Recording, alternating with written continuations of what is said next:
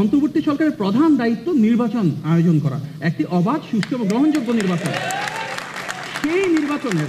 সেই নির্বাচনের সাথে সংশ্লিষ্ট 4টা সংস্কার আছে, যেটা আমাদের 31 দফাতেও প্রস্তাবনা আছে: নির্বাচন কমিশন, আইন শৃঙ্খলা বাহিনী, জনপ্রশাসন এবং বিচার বিভাগ। এই 4টা সংস্কারে যতটুকু নির্বাচন আয়োজনের সাথে প্রয়োজনীয় ওনারা ততটুকু করবেন, বাকিটুকু ওনারা রেখে দিবেন এবং পরবর্তীতে যে নির্বাচিত সরকার আসবে, যার জনগণের ম্যান্ডেট থাকবে, জনগণের ক্ষমতার প্রতিফলনে ম্যান্ডেট নিয়ে এসে তারা প্রতিপালন করবেন, সেটা এটা আমাদের প্রস্তাবনা। আমি একটু যদি পোলাইটলি একটু ওনার সাথে একটু সাপ্লিমেন্ট করতে চাই, কিছু কিছু ক্ষেত্রে ডিসএগ্রিও করতে চাই। দেখেন, আমাদের এক দফার যে দাবিটা ছিল সেখানে কিন্তু একদম সম্পূর্ণভাবে লেখা ছিল ফেসিবাদ ব্যবস্থার বিলোপ এবং নতুন রাজনৈতিক বন্দোবস্ত। দেখেন, আমরা যদি আবার একটা, এখানে আমার ছাত্র দলের অনেক ভাইরা আছেন, আমি তাদেরকে অনেককে আমি ক্যাম্পাস লাইফ থেকে আমি লোকেট করতে পারি তাদেরকে। তো দেখেন, আমরা যখন এই যে বলা হচ্ছে যে সংস্কারের মূল প্রবর্তক হচ্ছে তারেক জিয়া সাহেব, তো দেখেন, এবং জুলাইয়ে বলা হয়েছে, গত বছরের জুলাইয়ে 31 দফা দাবি দেওয়া হয়েছে। কিন্তু আমরা যদি 28 অক্টোবরের যে ঢাকার যে কর্মসূচিটি যদি আমরা দেখতে চাই, সেই কর্মসূচিটি যদি আপনি অ্যানালিসিস করেন, তাহলে দেখবেন সেইখানটায় কিন্তু আমরা সফল হইনি। এবং সেখানে সমাজের যত ধরনের মানুষ রয়েছে, সমাজের সব ক্লাসের মানুষ কিন্তু সেখানে অংশগ্রহণ করেনি। আজকে এই সারিতে কিছু ছেলে ছিল, তাদের বয়স হতে 12 বছর, 14 বছর, 18 বছর, ওই ছেলেটা আগামী নির্বাচনে ভোট দিবে না। আমাদের একটা কথা মাথায় রাখতে হবে, শুধুমাত্র একটি ভোটের অধিকারের জন্য এই গণ অভ্যুত্থানটি হয়নি। শুধুমাত্র একটি ভোটের অধিকারের জন্য, যে শুধুমাত্র আমি ভোট দিব। দেখেন, বিদ্যমান রাজনৈতিক কাঠামোটি রেখে পরবর্তীতে আমরা যতই নির্বাচন দেই না কেন, সেই নির্বাচনের গ্রহণযোগ্যতা কিন্তু থাকবে না। এবং এই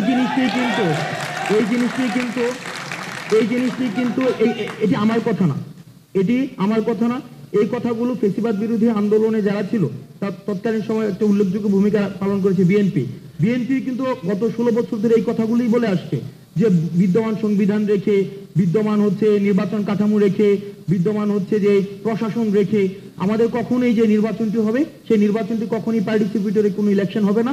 সুতরাং এটির জন্য আমাদের রাষ্ট্র কাঠামোর একটা ব্যাপক ধরনের পরিবর্তন প্রয়োজন। সেই জায়গা থেকে আমরা কিন্তু বারবার একটি কথা বলছি যে আমাদের কনস্টিটিউশনাল রিফরমেশন প্রয়োজন এবং অ্যাডমিনিস্ট্রেটিভ, যেটা একটা বলেছিলেন স্টেট অ্যাপারেটাসের একটা পূর্ণাঙ্গ ধরনের একটা পরিবর্তন প্রয়োজন।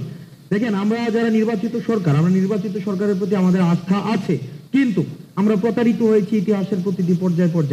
আমরা যখন 91-তে 3 দফার ভিত্তিতে যে অভ্যুত্থানটি হয়েছিল, সেটি পরবর্তীতে কতটা মানুষের আকাঙ্ক্ষার প্রতিফলন ঘটাতে পেরেছিল, সেটি আজকে প্রশ্ন রাখতে চাই। দ্বিতীয়ত, 71 পরবর্তী, স্যার এখানে বসে আছেন, আমরা দেখেছি 71 পরবর্তী সময়ের কিছুদিন পরে আমরা প্রতারিত হয়েছি।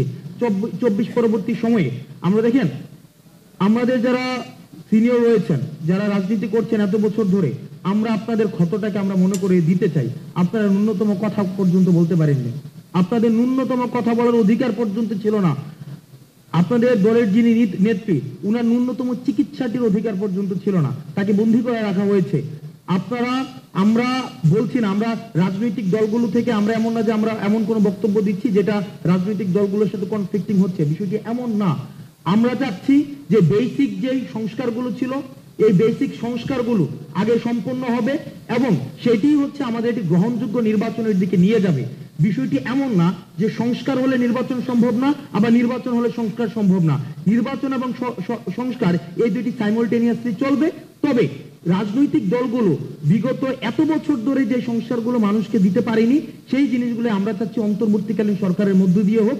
ভাইয়ের একটা কথার সাথে আমি পোলাইটলি ডিসএগ্রি করব, শুধুমাত্র যে নির্বাচিত সরকারের মধ্য দিয়েই জনগণের সেটি হয়, সেটি আমরা গত বছর আওয়ামী লীগ কিন্তু বারবার বলছে আমরা নির্বাচিত সরকারের মধ্য দিয়ে এসেছি, আমাদের ম্যান্ডেট আছে এবং তারা যা ইচ্ছা তা করেছে কনস্টিটিউশন নিয়ে তাদের মন মতো করে তারা সেটিকে সাজিয়ে গুছিয়ে যা ইচ্ছা তা করেছে।